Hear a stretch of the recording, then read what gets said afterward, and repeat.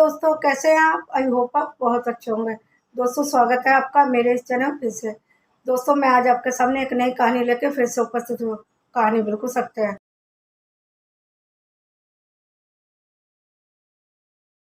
मैं आज आपको कहानी सुनाने जा रही हूँ। वह दिल्ली शहर के नजफगढ़ इलाके के। नजफगढ़ इलाके में एक परिवार रहता था। उस परिवार में 5 लोग रहते थे। 5 लोगों में रामलाल, उनकी बीवी और 2 बेटी और 1 बेटा। इन लोगों को यहाँ पे आए हुए 5 साल बीत चुके थे। जब यहाँ पे ज़मीन बहुत सस्ती थी, तभी उन्होंने बहुत सारी ज़मीन खरीद ली थी। आधी तो उन्होंने ज़मीन बेच दी और उससे बिजनेस चालू किया, और आधी में उन्होंने कोठी बना ली। बहुत पैसा था, बहुत अच्छा बिजनेस चल पड़ा था उनका। लेकिन उनके घर के सामने एक राजू सब्जी वाला रहता था। उसने भी काफ़ी साल पहले थोड़ी सी ज़मीन खरीदी थी, अपने गांव से आया था।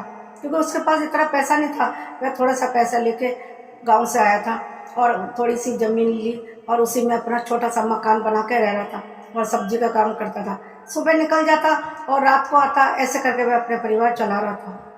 उनके बच्चे अक्सर छोटे छोटे थे, लेकिन बाहर खेलते थे, और जो राजू सब्जी वाले के बच्चे भी उसी के साथ खेलते। जब भी रामलाल देखता कि सब्जी वाले के साथ उसके बच्चे खेले हुए, उनको भगा देता सब्जी वाले के बच्चों को। कहता, तुम्हारी हिम्मत कैसे हुई हम मेरे बच्चों के संग खेलने की। अक्सर उनको डांट के भगा देता, लेकिन बच्चे के मानते नहीं थे, क्योंकि रामलाल के बच्चे भी छोटे थे, सब्जी वाले के बच्चे भी छोटे थे। लेकिन जब वह चले जाता काम पे, तो दोनों काम पे चले जाते थे, सब्जी वाला भी चला जाता था और रामलाल भी, तो बच्चे फिर एक साथ खेलते। एक दिन क्या होता, शाम को रामलाल घर आ जाता जल्दी।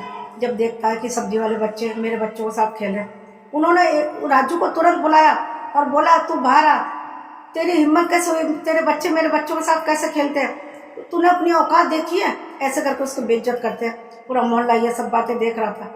घर तो आमने सामने था, एक ही साथ जमीन ली थी।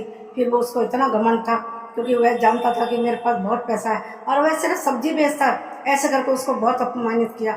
सब्जी वाला चुप होकर सुनता और चुपचाप घर चला जाता।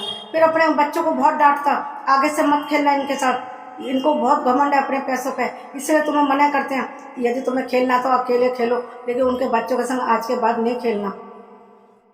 उस दिन तो राजू ने अपने बच्चों को डांट दिया, लेकिन एक दिन फिर सारे बच्चे एक साथ खेलने लगे। रामलाल ने फिर देख लिया।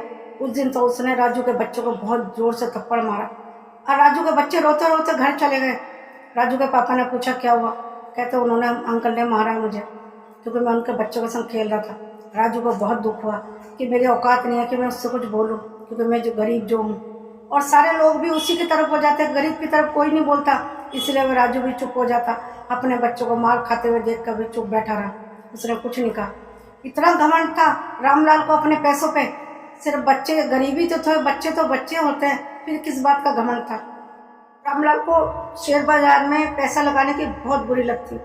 उसने फिर सोचा कि मैं बहुत बड़ा आदमी बन जाऊं, क्यों ना सारा ही पैसा लगा दूं, क्योंकि हमेशा तो मेरे को प्रॉफिट ही होता है, इस बार भी होगा। उसने सारा पैसा, बैंक में जितना पैसा था, जितना भी कुछ था, सारा उसने शेयर मार्केट में लगा दिया।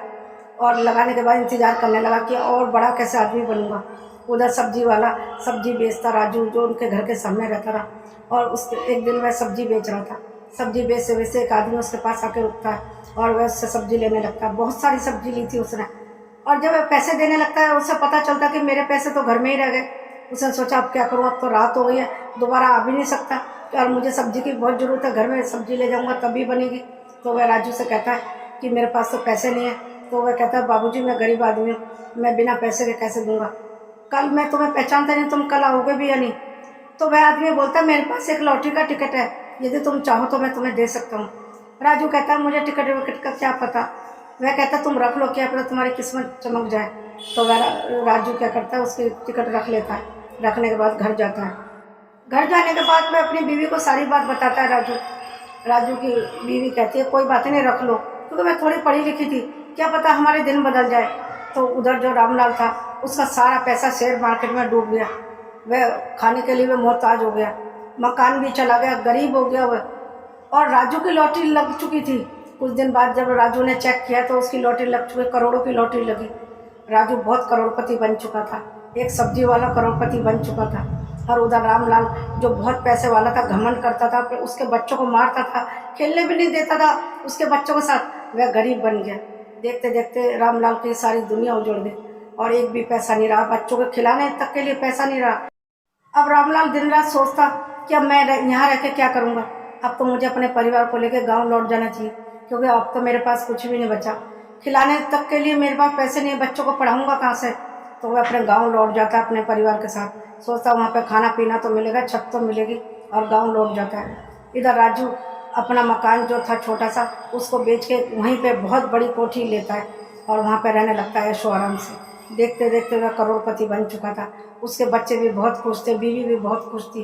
वह अपने पुराने दिन याद करने लगा, जब मैं गरीब था तो जो सामने रामलाल था मेरे बच्चों को मारता था, पीटता था, और मैं कुछ नहीं बोलता था क्योंकि मैं गरीब जो था। दोस्तों, मेरा ये कहानी सुनाने का मकसद सिर्फ ये है, कभी भी किसी को अपने पैसों का और अपने ऊपर घमंड नहीं करना चाहिए, क्योंकि इज्जत सबकी बराबर होती है।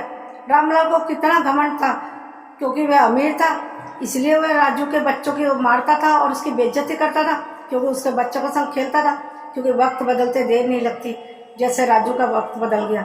एक सब्जी वाला होते करोड़पति बन गया और रामलाल पैसे वाला होते हुए गरीब बन गया। इसलिए कभी भी घमंड ना करें, क्योंकि एक ना एक दिन घमंड जरूर चूर होता है, ये तो हर कोई जानता है। फिर भी लोग ना जाने अपने पैसों का और अपनी सुंदरता का क्यों घमंड करते हैं। कभी भी घमंड ना करें दोस्तों, इसलिए मैं सबसे यही कहना चाहती हूँ। जब रामलाल उसके बच्चों को डांटता था तो मोहल्ले वाले भी कुछ नहीं कहते थे, क्योंकि अक्सर देखा गया है जिसके पास पैसा होता है उसी की पक्षपात करते हैं, गरीबों का कोई साथ नहीं देता। ये बहुत गलत बात है। यदि सब लोग गरीब का साथ देते तो उस समय रामलाल को रोक सकते थे कि तुम उसके बच्चों को क्यों डांट रहे हो और क्यों मारते हो उनके बच्चों को, क्योंकि इज्जत सबकी एक बराबर होती है। ये नहीं कि वह सब्जी वाला था, गरीब था तो उनकी कोई इज्जत नहीं है। रोड पे खड़े होकर बच्चों को मारना और इज्जत उतारना, ये कहाँ का इंसाफ है। कोई भी नहीं रोकता था उसको। ये लोग भी ऐसे ही करते हैं, मोहल्ले वाले भी ऐसे ही करते हैं। जो पैसे वाला होता है उसी की तरफ हो जाते हैं, गरीब की तरफ कोई नहीं होता। बस मैं सबसे यही कहना चाहती हूँ, कभी भी किसी के साथ दो तरह का व्यवहार ना करें। यदि वह गरीब है तो अपने लिए है, और जिसके पास पैसा है वह अपने लिए खर्च करता है, ना कि दूसरों को देता है जाके।